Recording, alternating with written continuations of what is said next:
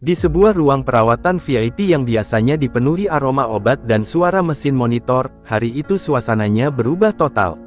Kursi-kursi plastik disusun rapi layaknya ruang persidangan darurat. Seorang hakim duduk di ujung ruangan, sementara jaksa dan pengacara berdiri berhadapan. Semua mata tertuju pada pria yang terbaring lemah di ranjang, Subhan. Selang infus menempel di lengannya, detak jantungnya terekam di layar monitor. Tubuhnya tampak rapuh, namun sorot matanya masih menyimpan sisa keberanian. Tak ada yang menyangka sidang penting, yang melibatkan nama besar tokoh nasional, akan berlangsung di kamar rumah sakit. Perawat diminta keluar, kecuali satu orang yang berjaga jika kondisi Subhan tiba-tiba drop. Dokter yang merawatnya bahkan diminta menandatangani surat bahwa pasien masih bisa memberikan keterangan hukum. Semua seperti adegan film, tetapi inilah realitas yang tak bisa ia hindari. Ruangan hening saat hakim membuka berkas perkara. Tidak ada suara palu, hanya gesekan kertas yang menggeser udara. Sidang perkara atas nama Subhan dinyatakan dibuka, ujarnya pelan namun tegas. Ucapan itu seperti pintu menuju kejatuhan yang perlahan terbuka. Subhan menarik napas dalam. Ia tahu, tidak ada lagi tempat untuk mengelak. Tudingan yang dulu ia lontarkan telah kembali menyerangnya berkali lipat. Yang membuat segalanya lebih menyesakkan adalah kenyataan bahwa sidang ini bukan tentang pembelaan, melainkan tentang kehormatan yang terancam runtuh. Pengacaranya berdiri di samping ranjang, memberi tatapan penuh strategi seolah masih ada celah untuk menang. Namun Subhan sadar, opini publik sudah jauh lebih cepat dari proses hukum. Di luar sana, media menunggu bagaikan burung pemangsa yang sudah mencium darah. Jaksa menata berkas-berkas bukti di mejanya. Foto, rekaman, tangkapan layar, transkrip, semuanya siap dibeberkan. Ia tidak sekadar menuntut, ia ingin memberi pesan, fitnah politik bukan permainan tanpa risiko. Dan Subhan menjadi contoh pertamanya. Sesekali Subhan melirik pintu. Tak ada sahabat, tak ada rekan seperjuangan, tak ada Roy, orang yang dulu vokal bersamanya. Yang tersisa di ruangan itu hanyalah udara dingin dan rasa takut yang menekan dadanya pelan-pelan. Hakim mulai membacakan latar perkara. Nama Gibran disebut, tuduhan ijazah palsu dibeberkan, dan motif pencatutan isu menjadi fokus. Ketika namanya kembali dijadikan contoh, Subhan memejamkan mata. Dalam hatinya ia menyesal, seandainya aku tahu batasnya. Di luar kamar, para wartawan berebut posisi, kamera siap menyala kapan saja. Meski tak bisa masuk, mereka tahu, sidang ini adalah santapan media. Satu kalimat dari Subhan bisa mengubah semuanya, hidupnya, reputasinya, bahkan masa depannya.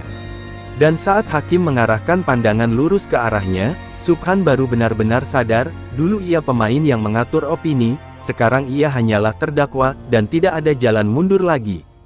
Kabar mengenai laporan balik dari Gibran pertama kali sampai ke telinga Subhan lewat siaran berita yang tak sengaja diputar perawat di ruang sebelah. Nama Gibran disebut dengan intonasi tegas, disertai pernyataan bahwa ia tidak lagi memilih diam. Bukan hanya klarifikasi, melainkan langkah hukum yang siap menjerat siapapun yang menyebar fitnah mengenai ijazahnya. Subhan yang sedang terbaring langsung menegang. Untuk pertama kalinya, ia benar-benar merasakan apa itu ketakutan yang nyata. Sejak hari itu, telepon di meja kecil samping ranjangnya tak pernah berhenti bergetar. Notifikasi berita, pesan pengacara, panggilan dari wartawan, semuanya berputar di sekeliling satu isu, balasan dari Gibran. Jika dulu Subhan merasa dirinya sedang mengontrol narasi publik, kini ia bahkan tak mampu mengendalikan kabar tentang dirinya sendiri. Yang membuat kondisinya makin genting adalah munculnya nama Roy. Dalam laporan, Roy, yang dulu lantang mengulang tuduhan, justru tidak muncul membela. Ia mendadak hilang dari publik. Akun medianya mendadak sepi, semua jadwal podcastnya dibatalkan. Dalam hitungan hari, Roy seperti lenyap dari peredaran. Subhan hanya bisa menatap layar ponsel dengan pesan yang tak kunjung dibalas. Di tengah kekacauan itu, Subhan mulai menyadari satu hal, meski ia yang pertama membuka isu, namun banyak yang ikut menyebarkannya demi konten, demi sensasi, demi rating. Namun ketika badai hukum datang, semua lari, meninggalkan dirinya seorang diri di ranjang rumah sakit yang dingin. Tiba-tiba, ia merasakan betapa mahalnya harga sebuah kata yang terlanjur dilemparkan ke publik. Tim kuasa hukumnya berusaha tetap optimis. Mereka menyiapkan strategi, mencari celah hukum, menyusun pernyataan, hingga memetakan kemungkinan dakwaan. Tetapi Subhan bukan lagi orang yang yakin bisa menang. Tatapan kosongnya saat pengacaranya bicara menunjukkan sesuatu yang lebih dalam, penyesalan yang tak lagi bisa dicabut. Sementara itu, media mulai menggiring opini baru. Jika sebelumnya Subhan diposisikan seperti pembongkar fakta, kini ia diperlakukan sebagai pembuat hoaks. Judul-judul berita berubah drastis. Tagar yang dulu mendukung kini berubah menjadi ejekan. Subhan yang dulu dieluk-elukan warganet kini jadi bahan sindiran nasional. Di tengah tekanan itu, ada satu momen yang membuat suasana makin mencekik. Seorang perawat masuk membawa surat yang dikirim kurir khusus. Ternyata itu adalah surat resmi dari tim hukum Gibran. Isinya jelas, dingin, tanpa emosi, pemanggilan resmi untuk menghadiri persidangan berikutnya, dengan status sebagai tergugat utama. Subhan menggenggam surat itu dengan tangan gemetar. Hatinya berdenyut perih saat menyadari, ia bukan lagi aktor yang memulai isu, melainkan pusat dari segala tudingan yang kini berbalik arah. Ia tidak lagi bisa berdalih sebagai korban media atau korban framing. Semua jejak digitalnya terekam. Semua wawancara, unggahan, pernyataan, semuanya siap digunakan melawannya. Subhan mencoba mengingat kembali motivasi awalnya. Mengapa ia dulu menyebarkan isu itu? Apakah karena ingin membuka kebenaran, atau sekadar mencari panggung baru? Ketika ia jujur pada dirinya sendiri, jawabannya pahit, ia haus perhatian. Ia ingin kembali relevan. Dan kini, ia mendapat perhatian, tapi dengan cara yang tidak pernah ia bayangkan. Tekanan itu membuat kesehatannya makin turun. Dokter memberi peringatan keras, jika stresnya tidak dikendalikan, kondisinya bisa memburuk. Namun Subhan sudah terlalu jauh untuk mundur. Ia tidak bisa menutup mata, tidak bisa menghapus jejak, tidak bisa menarik ulang kata-kata yang keluar dari mulutnya sendiri. Di luar sana, publik menunggu perkembangan. Beberapa membelanya, sebagian besar justru menertawakannya. Seolah-olah drama ini adalah tontonan gratis yang mereka nikmati dari balik layar ponsel. Mereka lupa bahwa di balik nama dan kasus itu, ada manusia yang sedang tertekan sampai titik paling rapuh. Dan ketika malam tiba, saat semua sudah pulang dan ruang rumah sakit kembali sunyi, Subhan menatap langit-langit putih di atasnya.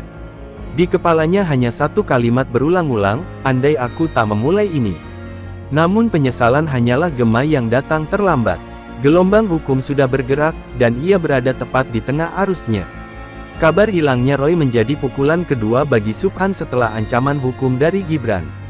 Jika dulu mereka tampak seperti dua sekutu yang paling lantang bersuara, kini situasinya berubah total. Roy tak pernah muncul lagi di layar manapun, tak ada podcast, tak ada pernyataan klarifikasi, bahkan akun media sosialnya tampak dibersihkan dari jejak kontroversi. Seolah-olah ia sedang memutus tali sejarah, dan Subhan dibiarkan berdiri sendirian menanggung.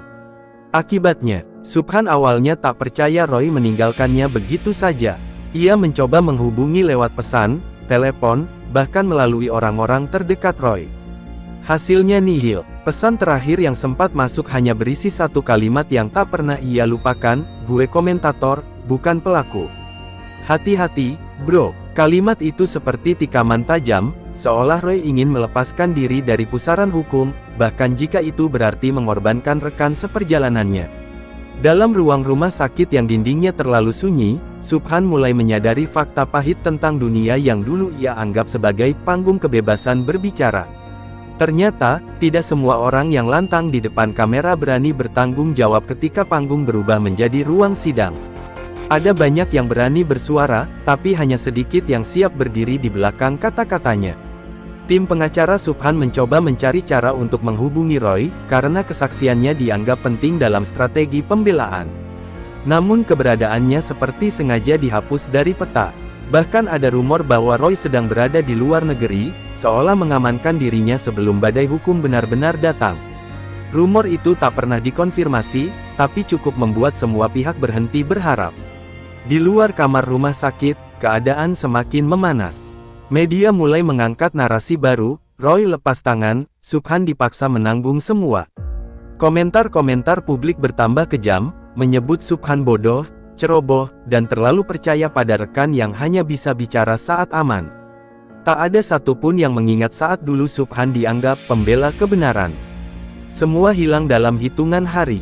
Yang paling menyakitkan bagi Subhan bukanlah komentar publik, bukan pula ketakutan akan proses hukum. Yang benar-benar menusuk adalah rasa ditinggalkan. Selama ini ia percaya bahwa setiap perjuangan punya kawan seperjuangan. Tapi ternyata, yang ia sebut kawan, hanya hadir ketika kamera menyala, bukan ketika baju tahanan mulai terasa dekat. Suatu malam, salah satu pengacaranya datang membawa laptop, menayangkan sebuah video lama yang viral sebelum kasus ini pecah. Video itu menampilkan Subhan dan Roy duduk bersama, penuh percaya diri, tertawa sambil membahas kebenaran yang mereka yakini akan mengguncang negeri. Subhan menatap layar tanpa suara. Betapa sombongnya ia waktu itu, begitu yakin bahwa kata-katanya tak akan punya harga yang harus dibayar. Pengacaranya hanya berkata pelan, kalau dia tidak muncul di sidang, kita benar-benar kehilangan saksi yang bisa membantu. Namun Subhan tidak menjawab. Ia tahu, harapan untuk mengandalkan Roy sudah berakhir. Satu-satunya yang bisa ia andalkan kini hanyalah dirinya sendiri, meski tubuhnya semakin lemah, tapi batinnya mulai dipaksa menerima kenyataan yang pahit. Di media sosial, tagar baru mulai naik, tagar Subhan sendiri. Sebagian mengolok, sebagian menyindir, sebagian lagi justru merasa iba. Tapi bagi Subhan, semua suara itu hanya bunyi kosong. Ia tidak lagi ingin tahu siapa yang mendukung atau menghina. Dunia digital yang dulu ia jadikan senjata kini berubah menjadi tembok kaca yang membuatnya merasa terkunci, tanpa tempat untuk bersembunyi. Di sela kesedihannya, ada satu hal yang akhirnya ia sadari, kesalahan terbesarnya bukan sekadar menyebarkan isu, melainkan mempercayai bahwa dunia akan selalu mengingat siapa yang memulainya. Ternyata tidak, dunia hanya akan mengingat siapa yang kalah di ujungnya. Ketika dokter masuk untuk memeriksa kondisi fisiknya, Subhan menoleh perlahan. Suaranya serak, tapi kalimatnya jelas, "Dok, kalau nanti saya nggak bisa hadir di sidang selanjutnya, apa bisa itu dianggap alasan?" Dokter menatapnya lama. Ia tahu, orang yang bertanya seperti itu bukan karena sakit fisik, melainkan karena jiwa yang mulai patah. Dan malam itu, sebelum memejamkan mata, Subhan menatap ponselnya sekali lagi, menunggu balasan dari Roy yang tidak akan pernah datang. Di dalam hatinya, ia mulai menerima satu kenyataan yang tak mungkin dibantah, dalam permainan opini, semua orang bebas bicara, tapi ketika hukum memanggil, hanya yang benar-benar bertanggung jawab yang berani tetap berdiri. Tim kuasa hukum Subhan yang awalnya tampak penuh strategi kini mulai kehilangan arah. Mereka sudah terbiasa menghadapi kasus pencemaran nama baik, tapi yang satu ini berbeda. Ada nama besar yang terseret, ada tekanan publik yang masif, ada jejak digital yang tidak bisa dihapus, dan yang paling berat, tidak ada lagi saksi pendukung selain Subhan sendiri. Roy yang diharapkan menjadi perisai justru menghilang sebelum panah dilepaskan. Ruang diskusi hukum yang biasanya penuh suara analisis kini lebih banyak diisi keheningan.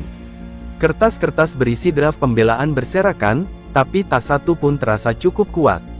Setiap argumen dicoret, setiap celah yang dicari selalu kembali mentok pada satu fakta, Subhan telah mengucapkan apa yang kini ia tolak. Bukti itu bukan rekaan, bukan rumor, semuanya terekam suara dan visual, bahkan masih bisa diputar ulang jutaan kali. Pengacara utamanya, seorang pria parubaya yang sudah puluhan tahun menangani kasus sensitif, mulai menunjukkan keraguan. Ia pernah membela tersangka penipuan, pembuat hoaks, bahkan politisi yang tersandung skandal, tapi baru kali ini ia berkata dengan nada jujur, "Saya bisa membela Anda, tapi saya tidak bisa menghapus jejak yang Anda buat sendiri." Kalimat itu membuat Subhan terdiam lama. Suasana menjadi lebih tegang ketika surat balasan resmi dari pihak Gibran akhirnya tiba. Dalam dokumen tebal yang diserahkan ke meja pengacara, tertera daftar bukti yang disiapkan, klarifikasi dari universitas, rekaman konferensi pers, laporan forensik digital, bahkan saksi-saksi yang siap bersumpah di persidangan. Subhan menelan ludah. Apa yang dulu ia kira hanya isu kecil kini berubah menjadi tembok kokoh yang tak bisa ditembus. Para pengacara saling bertukar pandang, seperti mencari harapan yang tak ada. "Kita mungkin bisa minta keringanan hukuman," ucap salah satu dari mereka, setengah berbisik. Subhan menatapnya tajam. "Saya nggak mau dihukum," jawabnya lirih. "Saya cuma mau keluar dari ini." Tapi hukum tak bekerja berdasarkan keinginan, ia bekerja berdasarkan konsekuensi.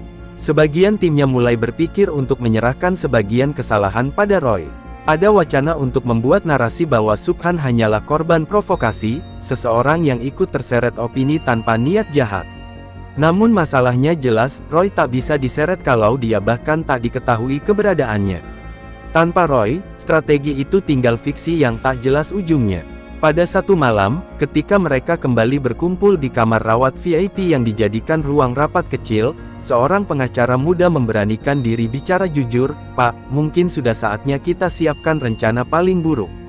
Subhan terdiam. Kata-kata itu terasa seperti kalimat vonis sebelum hakim mengetuk palu. Di balik strategi dan dokumen hukum, para pengacara sesungguhnya tahu, yang mereka hadapi bukan hanya kasus pengadilan, melainkan kehancuran reputasi yang sudah terjadi lebih dulu di ruang publik. Dalam dunia digital, hukuman sosial datang sebelum hukuman hukum. Dan tidak ada undang-undang yang bisa menghapus jejak viral. Subhan semakin jarang berbicara dalam rapat. Ia lebih sering menatap kosong ke jendela rumah sakit, melihat langit yang tidak lagi terasa luas. Ia mulai bertanya pada dirinya sendiri, kalau semua ini berakhir, apa yang tersisa dari namaku? Sebuah pertanyaan yang dulu tak mungkin ia pikirkan, saat ia masih percaya bahwa suara lantang bisa mengalahkan fakta. Namun di antara rasa tertekan itu, ada satu momen yang mengubah nada ruangan. Dokter masuk membawa kabar bahwa kondisi mental Subhan mulai mengkhawatirkan. Tekanan darah naik turun, gangguan tidur berat, dan tanda-tanda kelelahan emosional mulai terlihat jelas. Pengacara utamanya menghela napas panjang. Bukan hanya kasusnya yang krisis, manusianya pun perlahan runtuh. Akhirnya, keputusan diambil, mereka akan mengirim surat permohonan penundaan sidang dengan alasan kesehatan. Bukan untuk lari, tapi untuk memberi sedikit waktu, meski semua orang di ruangan tahu, waktu mungkin tidak lagi berpihak pada mereka. Surat itu diketik pelan, dengan bahasa hukum yang rapi, namun di baliknya ada rasa putus asa yang tidak bisa disembunyikan. Dan ketika malam kembali turun, Subhan dibiarkan sendiri di kamar yang terlalu senyap untuk menampung pikirannya. Ia menutup mata, tapi tidak tidur. Ia hanya menunggu, entah keajaiban, entah takdir yang lebih buruk. Di luar sana, dunia terus bergerak. Di dalam kamar itu, waktu terasa membeku, bersama semua kesalahan yang tak lagi bisa ditarik kembali. Hari yang ditakuti akhirnya tiba. Meskipun surat penundaan telah diajukan, pengadilan menolak dengan alasan, perkara bersifat mendesak dan memiliki kepentingan publik yang tinggi. Artinya jelas, tidak ada lagi penundaan. Sidang harus berjalan, entah Subhan siap atau tidak. Rumah sakit pun kembali dipaksa menjadi ruang pengadilan darurat, seperti babak awal yang kini terasa jauh lebih mencekam. Tim hukum Subhan berusaha menenangkan kliennya, tetapi wajah-wajah mereka sendiri tak lagi menyimpan keyakinan. Mereka tahu, hari ini bukan hanya pembacaan dakwaan, ini adalah awal dari rangkaian sidang panjang yang bisa mengubah hidup Subhan selamanya. Dari kejauhan, suara kamera wartawan yang menembus pintu ruangan terdengar seperti detak jam kematian reputasi. Hakim masuk dengan ekspresi yang tak menunjukkan amarah, tetapi juga tak menyimpan simpati.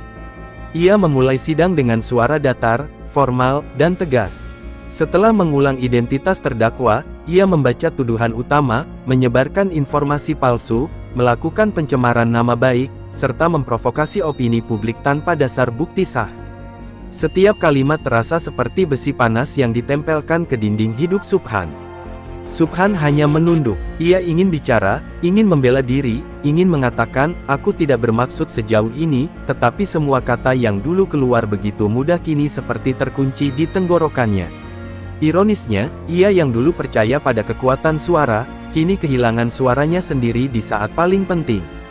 Jaksa berdiri dan mulai membacakan bukti. Suara rekaman wawancara Subhan diputar. Suaranya terdengar penuh keyakinan, terlalu yakin. Layar menampilkan potongan video yang dulu viral, di mana ia menuduh Gibran secara langsung. Semua yang pernah membuatnya dipuji kini dihadirkan kembali, bukan sebagai kebanggaan, melainkan sebagai alat penghancur. Ketika nama Roy disebut, hakim menanyakan apakah ia hadir. Jawabnya singkat, tidak. Jaksa menambahkan, dan sampai hari ini, pihak kami tidak mengetahui keberadaan yang bersangkutan. Tim pengacara Subhan saling berpandangan. Tiang penyangga utama strategi pembelaan resmi hilang. Sekutu menghilang, tanggung jawab tetap tertinggal. Pada paragraf penguatan, jaksa mengangkat satu kalimat tajam, jejak digital tidak hilang, meski niat berubah. Publik sudah menerima dampaknya, maka hukum wajib menegakkan keadilan. Kalimat itu memukul ruang sidang seperti palu pertama yang tidak bisa dihindari. Subhan mengangkat kepalanya perlahan. Ia melihat langsung ke arah hakim, dan di detik itu, ia menyadari, tak akan ada ruang untuk melarikan diri lagi. Ketika giliran pihak pembela berbicara, suasananya tak jauh lebih baik. Pengacara utama Subhan mencoba membangun narasi bahwa kliennya hanyalah pembawa isu yang berkembang di masyarakat. Tapi, hakim memotong pelan, pembawa isu tetap bertanggung jawab, jika ia memilih mengubah isu menjadi pernyataan publik. Kalimat itu merontokkan sisa pertahanan. Satu-satunya momen yang membuat suasana bergetar adalah ketika hakim bertanya langsung kepada Subhan, apakah Anda ingin memberikan pernyataan pribadi? Ruangan mendadak sunyi. Tim hukumnya menatapnya, seolah tak yakin Subhan masih sanggup bicara. Namun perlahan, ia mengangguk. Suaranya pelan, tapi terdengar jelas, saya salah menimbang batas. Saya pikir saya sedang menyampaikan kebenaran, padahal saya sedang menabrak aturan. Pengakuan itu mengejutkan banyak pihak. Pengacaranya sendiri tidak menduga Subhan akan jujur secepat itu. Tetapi di mata publik yang menyaksikan lewat siaran langsung, kalimat itu justru membuka dua sisi, ada yang menganggapnya terlambat, ada yang baru pertama kali melihat sisi manusiawinya. Namun sidang bukan arena pengakuan moral. Setelah pernyataannya, hakim menutup sidang sementara dan menjadwalkan lanjutan dengan agenda pemeriksaan saksi dan bukti tambahan. Tidak ada keputusan hari itu. Yang tersisa hanyalah ketegangan, dan sebuah kenyataan yang semakin jelas, ini baru permulaan. Subhan kembali terbaring, tubuhnya tampak lebih pucat, lebih rapuh, bahkan lebih diam daripada sebelumnya. Tapi di balik diam itu, ada sesuatu yang berubah. Ia tidak lagi memikirkan bagaimana memenangkan opini. Ia mulai memikirkan bagaimana menerima kenyataan, meski pahit, meski memalukan, meski menghancurkan. Malam itu, untuk pertama kalinya sejak kasus ini pecah, Subhan tidak lagi menatap ponselnya menunggu pesan dari Roy.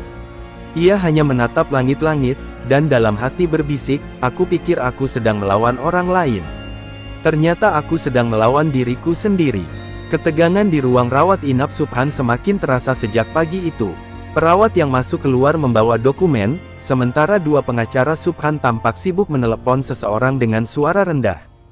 Sejak ancaman Gibran untuk melaporkan balik kasus ijazah palsu mencuat, situasi yang tadinya dikuasai Subhan dan Roy mulai berbalik arah. Subhan yang semula merasa unggul kini tampak tertekan, dan rasa khawatir itu terlihat jelas di sorot matanya yang tak lagi setajam dulu. Di luar rumah sakit, media sudah berkumpul, menunggu perkembangan terbaru. Mereka bukan lagi menyoroti kondisi kesehatan Subhan, melainkan menunggu apakah benar Gibran akan membawa perkara ini ke ranah hukum. Narasi yang dulu digoreng oleh Roy mengenai dugaan ijazah palsu kini menjadi bumerang. Beberapa wartawan bahkan sudah menyiapkan headline, balasan Gibran dimulai, Subhan terdesak.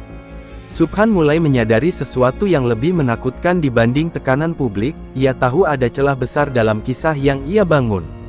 Roy, yang selama ini lantang bicara di media, mendadak sulit ditemui.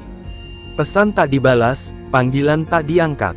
Seolah-olah Roy sedang mencari cara menyelamatkan dirinya lebih dulu sebelum badai benar-benar datang. Subhan mulai merasa ditinggalkan, dan itu membuatnya marah sekaligus panik. Sementara itu, Gibran tak banyak bicara di depan publik. Ia tetap tampil tenang, seolah tak terganggu oleh fitnah yang sudah menyebar. Namun diamnya bukan berarti pasrah. Dalam ruang tertutup, ia sudah menyiapkan langkah hukum, lengkap dengan bukti, saksi, dan tim pengacara yang siap bergerak. Ia tidak hanya ingin membersihkan namanya, tetapi juga memberi pelajaran pada mereka yang bermain licik demi keuntungan politik. Di meja kecil dekat tempat tidurnya, Subhan menerima setumpuk surat somasi. Dokternya sempat menyarankan agar ia beristirahat dan menghindari stres, namun kalimat itu hanya terdengar seperti gurauan. Bagaimana mungkin ia bisa tenang, jika dirinya tak hanya menghadapi dakwaan publik, tetapi juga ancaman pidana. Tubuhnya terbaring, tapi pikirannya berlari tak tentu arah. Di ruang berbeda, pengacara Subhan berdiskusi serius. Mereka tak lagi membicarakan strategi menyerang, melainkan strategi bertahan. Kalau benar Gibran punya dokumen asli dan legal, kita akan sangat sulit membalikkan narasi, ujar salah satu pengacara. Yang lebih parah, kalau Roy mengaku itu semua ide Subhan, maka habis sudah. Kalimat itu menggantung, seolah menjadi palu sidang yang belum diketuk. Subhan memejamkan mata, tapi yang muncul justru bayangan sidang terakhir yang menunggunya. Bukan sidang di pengadilan biasa, melainkan sidang di rumah sakit, tempat ia berencana tampil terakhir kalinya, sebelum kemungkinan penahanan. Ia ingin memanfaatkan statusnya sebagai pasien untuk mendapat simpati, sekaligus membangun kesan bahwa ia hanyalah korban keadaan. Tetapi dalam hati kecilnya, ia mulai ragu apakah publik masih mau percaya. Gibran, di sisi lain, tetap berjalan dengan ritme yang tenang. Ia tak merasa perlu membalas fitnah dengan kemarahan. Baginya, kebenaran tidak perlu berteriak. Dan justru karena itulah, tekanan terhadap Subhan semakin terasa. Semakin Gibran diam, semakin kuat opini publik bahwa yang bersalah bukanlah orang yang difitnah, melainkan yang paling banyak berteriak. Kabar beredar bahwa Gibran akan memberi pernyataan resmi pekan depan, mungkin bersamaan dengan pelaporan resminya ke kepolisian. Media segera bersiap, publik menunggu, dan Subhan tahu hari itu akan menjadi saat penentu. Ia bisa saja memilih mundur, meminta maaf, atau membuka siapa dalang sesungguhnya di balik kasus ijazah palsu. Tapi egonya belum memberi ruang untuk itu. Di tengah segala kepanikan itu, Roy akhirnya muncul melalui siaran langsung di salah satu kanal media sosialnya. Namun yang membuat semua terkejut, bukan pembelaannya untuk Subhan, melainkan sikapnya yang mulai berubah. Ia menyebut bahwa ada pihak tertentu yang mendorongnya berbicara mengenai ijazah Gibran, dan ia merasa sudah dimanfaatkan. Nama Subhan tidak disebut, tapi arah tuduhan terasa jelas. Pengakuan Roy itu langsung menjadi bom waktu. Bukannya menolong Subhan, justru semakin memperburuk posisinya.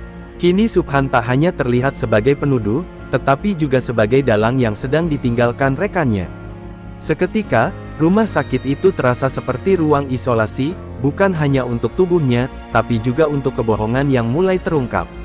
Dan di balik semua itu, Subhan mulai merasakan sesuatu yang tidak pernah ia bayangkan sebelumnya, ketakutan. Bukan pada hukum, bukan pada penjara, tapi pada kehilangan kendali atas cerita yang dulu ia ciptakan sendiri. Hari pelaporan resmi akhirnya tiba. Gibran datang ke Bareskrim dengan langkah mantap, didampingi tim pengacara yang sejak lama menyiapkan berkas. Tidak ada konferensi pers, tidak ada orasi, hanya satu kalimat singkat sebelum memasuki gedung, fitnah bukan hanya menyerang nama, tapi menodai kepercayaan publik. Hari ini saya memilih hukum sebagai jawaban. Kalimat pendek itu langsung menjadi kutipan utama di berbagai media nasional. Sementara itu, di rumah sakit, Subhan terus memantau perkembangan melalui televisi yang menyala tanpa henti. Setiap berita terasa seperti hantaman, seolah dunia bergerak semakin cepat meninggalkannya. Di layar, wajah Gibran tampak tegas tanpa sedikit pun tanda keraguan. Kontras dengan dirinya yang terbaring lemah, terikat infus dan penuh bayangan ketakutan. Pengacara Subhan datang membawa kabar buruk, laporan Gibran bukan hanya soal pencemaran nama baik, tapi juga menyangkut dugaan rekayasa dokumen dan penyebaran hoaks terstruktur. Jika terbukti, ancaman hukuman bisa jauh lebih berat dari yang mereka bayangkan. Subhan terdiam, mulutnya kering, dan jantungnya berdegup tak beraturan. Ia tahu semua ini sudah melewati batas permainan politik. Biasa, di luar rumah sakit, massa mulai berdatangan. Ada yang datang untuk mendukung Gibran, ada juga yang penasaran apakah Subhan benar-benar sakit atau hanya memainkan drama agar mendapat simpati. Beberapa aktivis hukum bahkan menyebut Subhan sedang melakukan operasi korban, istilah untuk seseorang yang pura-pura lemah agar bebas dari tanggung jawab hukum. Di tengah situasi semakin genting, Roy kembali muncul dalam wawancara eksklusif. Kali ini ia berbicara lebih jauh, ia mengaku bahwa sejak awal, isu ijazah Gibran hanya berdasarkan asumsi, tanpa bukti konkret. Saya hanya menyampaikan apa yang saya terima dari Subhan. Dia meyakinkan saya bahwa ada data kuat, katanya. Pengakuan itu seketika memindahkan sorotan tajam media sepenuhnya kepada Subhan. Subhan murka, ia ingin membalas, ingin menyerang balik, tapi tubuhnya tak lagi mengizinkan. Ia hanya bisa menatap layar kaca sambil menggertakkan gigi, merasa dikhianati orang yang dulu ia anggap sekutu.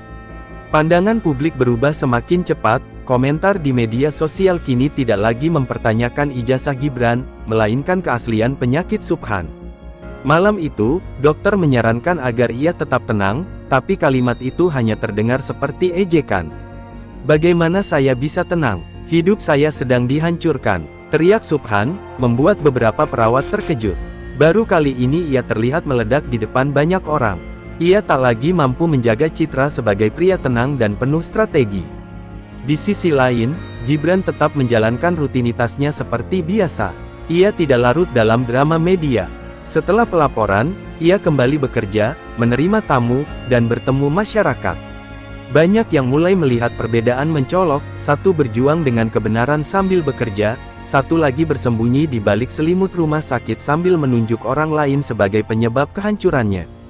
Malamnya, sebuah kabar mengejutkan beredar, penyidik berencana memanggil Subhan untuk pemeriksaan langsung, meski kondisinya di rumah sakit. Jika ia tidak datang, penyidik menyiapkan opsi pemeriksaan di tempat, yang artinya, sidang terakhir, yang ia bayangkan mungkin benar-benar akan terjadi di ruangan itu, bukan sebagai drama yang ia atur, tapi sebagai prosedur resmi hukum. Subhan mulai menyadari sesuatu yang tak pernah ia akui keras-keras, ia sudah terlalu jauh.